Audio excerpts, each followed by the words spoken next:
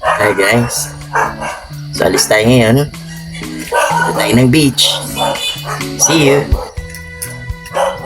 Hello guys, so nag-start na ang ating biyahe going sa beach. Pupunta tayo ng Morong, Bataan. So dito tayo dumaan sa Esitex, going Subic, and then dun na sa destination natin. See you in Bataan guys. Iba talaga bumiyahe dito sa Esitex and Subic. Sobrang smooth. Wow, so relaxing yung biyahe. Grabe, ang ganda pa ng scenery. First stop, food trip tayo sa Bataan. Dito tayo kumain sa Lolengs. Highly recommended to ng mga locals guys. Ipinagtanong talaga namin siya. Marami kang choices ng food at mababait ang mga staff. Sa sobrang ingay ng lugar guys, kasi medyo marami ng tao, hindi talaga marinig yung mic ko, kaya dinab ko na lang. So ngayon, kasalukuyan kami naghihintay ng order namin ni Coach LV at nag-uumpisa na ring dumami yung mga tao. Kaya yung mic ko guys, nagdab na lang ako ng mga sasabihin ko dahil medyo umiingay na talaga. At maya maya, lalabas tayo. Guys, good afternoon. So dito tayo sa Loleng sa isa tong local restaurant here sa Morong. So nung nag-ikot kami, medyo highly recommended to. So yan, Lolengs. So tatry natin. So it's more on Vietnamese and local cuisine here sa Morong, Bataan. So check natin guys. Ayan guys, dumating na yung mga orders namin. Puro Vietnamese food yung in-order namin guys. So yan. So alam ko familiar naman kayo sa mga ganyang food. So hindi ko na i-explain isa-isa kung ano mga pangalan nila. Ang isa lang masasabi ko, authentic yung lasa. Dahil nakapag-Vietnam na rin kami, malapit-lapit sa original yung lasa. And syempre medyo in-adjust sa Filipino taste pero mismo pa rin guys. Masarap siya. Fresh yung pagkaluto, lalo na yung lumpiang yan guys. Ang sarap-sarap niyan. Yung lumpia na yan, parang combination ng local lumpia natin na may konting mint. Kasi sa Vietnam, medyo minty yung food eh. And syempre, hindi mawawala ang banh mi and pho. Pag nasa Bataan, Lolengs tayo. Thank you po. So yan yung market nila dito sa Morong. Yan. So hindi na ako bumaba kasi sobrang init. So would you imagine may masarap na restaurant dyan sa loob. So punta na tayo sa destination natin guys. Dun sa beach resort. Okay, bye bye. From Morong Public Market, bumiyahe lang kami ng mga around 15 minutes going dito sa destination natin sa Azura Residence. Hi guys. So nandito na kami sa Casa Casita de Isabel. Yeah, kanina hindi na ako nakapag share sa inyo dun sa kinainan namin. So sa ano ba yun? Loleng ba yun? Loleng po ba yun yung sikat na kainan? Yeah, yung si Kuya naglilinis pa sila.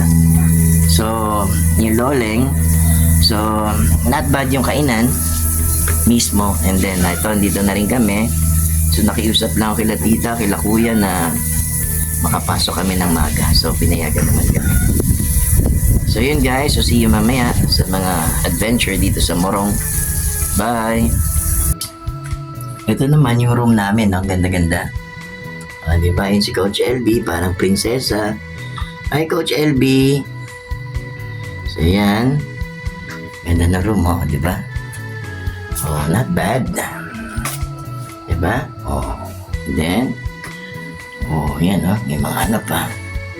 And then of course, tignan natin kung yung CR malinis. Ayan, ang pinaka-importante. Ayan, ang ganda na CR, diba? Ayan. Alright. So mamaya, punta tayo dun sa poolside. Okay? Okay, tayo sa labas. Pag nirent nyo siya sa guys, Isa na siyang up and down na bahay. Ayan, then may 4 bedrooms, may magandang sala, then may pool, then may fence na rin siya, may gate, at nasa loob siya ng Azura subdivision. So safe, so maganda dito. Ito naman yung pool area. Ayan, so ko yung nililinis pa. So nakiusap nga lang kasi kami pumasok, pero yan. Ganda, di ba? So ito naman yung sala niya. So yung buong lugar guys is may wifi, may cable, kompleto lahat. May video cam, lahat ng rooms is air condition, yung sala is air condition. Maganda yung lugar, high ceiling pa, di ba? Yan. Hindi na nga lang ako makit sa taas kaya puro kwarto lang naman yan doon. So yan yung pinaka kabuuan ng bahay. So ito naman yung labas niya guys. So ngayon, punta naman tayo dun sa beach. So pag naglakad kayo, it will take you maybe around 20 minutes. Pero pag nagsasakyan kayo, mga 5 minutes nandun na kayo. So ito yan, yung entrance niya. Ayan, may mga aircon cottages. And then may mga villa. And then of course, meron silang bantay na dog na maingay. Kaya nagdab na lang uli ako ngayon. And let's see kung ano pang meron dun sa loob. Ayan, ang ganda, di ba guys? So yung lugar is medyo alam mong safe, maayos. At ang pinaka-importante, mababait ang mga staff at malinis guys. Ito naman yung semi-villa nila na medyo magaganda. Yung nasa right side. And then of course, kung mag-swim na kayo, pwede rin kayo magrenta ng mga cottages. Ayan, yung nasa left side.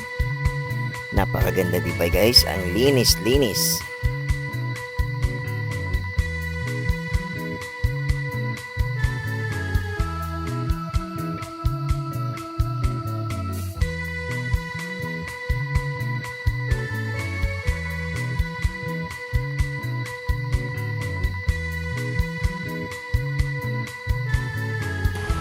So guys, ito yung Azura Beach Resort. Ha? Napakaganda, di ba? Very clean, mabait ang mga staff. Yan, may bar pa sila dito. And then they have a lot of cottages. Aircon, may hindi aircon. Yan. So medyo solo natin ngayon. Ayan. Parang infinity pa yung dating na itong pool, oh. Ayan. Ayan yung dagat natin. Ang ganda, di ba guys? Sulit yung biyahe. And then, may gate papunta doon sa dagat. Ayan. Wow, ganda. Di ba? Not bad, ha?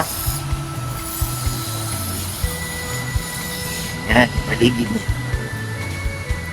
Wow. Well, not bad. Yan. Then, may mga katabi pa siya mga hotel dito, resort. Ayan. So, mismo rin itong lugar, guys. Yan, may mga hotels pa doon sa kabila. Okay. Hi, guys. So, not bad itong pinuntahan natin. So, not bad. May recommend natin to Azura Beach Resort. Yan, ganda-ganda, di ba? So, tomorrow magsiswimming tayo dito.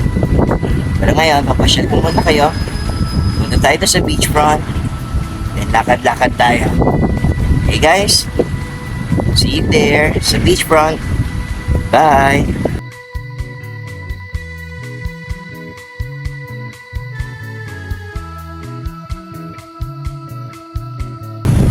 So guys, ngayon nandito tayo sa beachfront. So medyo mahangin lang pero very relaxing talaga yung dagat. Alam niyo naman yung effect ng dagat sa health natin. So ako, napaka-importante sa akin ito. Sa health ko. So talagang kailangan ko yung fresh air na galing sa dagat mismo. So lahat naman tayo alam natin yung benepisyo niyan. Kaya nga tuwing summer, when may free time, lagi tayong pumupunta sa dagat. So wala pa akong kilala na hindi na-enjoy yung dagat, yung scenery. Alam naman natin na kaya rin baguhin ito yung ating halimbawa, meron tayong problema. Yung dagat, malaking bagay ito para tambayan mo. Dito magmuni-muni. So yan. Yan ang epekto niya. Yan. So not bad tong lugar na to guys. So guys, ito na. Dito na ako sa malapit sa tubig. Yan, ang ganda-ganda guys. Sobrang ganda. Ayan. So kahit hindi summer, ayan, sige, sa June na. So tagulan na, pero mainit pa rin, kaya marami pa rin nag-beach. Ayan, ha? Mga beach goers pa rin. Ayan. Ayan, si Kuya nagtitinda. Hi Kuya. Ayan. Ayan. Saludo ko sir. Ayan, siguro yan. Naalag tayo ng tabi ko. Mamaya na. So, ito yung beachfront, guys. Ito na talaga, oh. Malapit na tayo sa tubig. And pag nasa dagat ako, lagi ako nagwi-wish. Marami rin natupad. The wishes ko na pinag-play ko sa dagat. So, anywhere I go, basta may body of water, nagwi-wish ako doon. Maraming natupad. So guys, i-video natin uli ibang scenery dito and then bukas naman tayo nagsiswimming. Okay guys, see you sa next vlog. Bye!